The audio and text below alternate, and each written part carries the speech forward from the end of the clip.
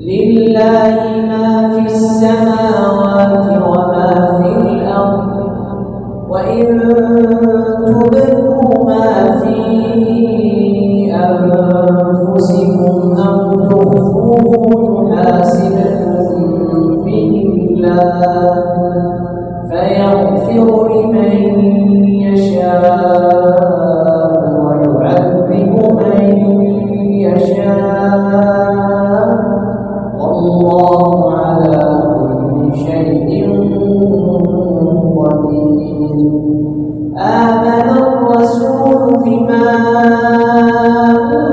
أنزل إليه من ربه والمؤمنون كل آمن بالله وملائكته وكتبه ورسله لا نفرق بين أحد من رسله وقالوا سمعنا وأطعنا غفرانك ربنا وإليك المصير.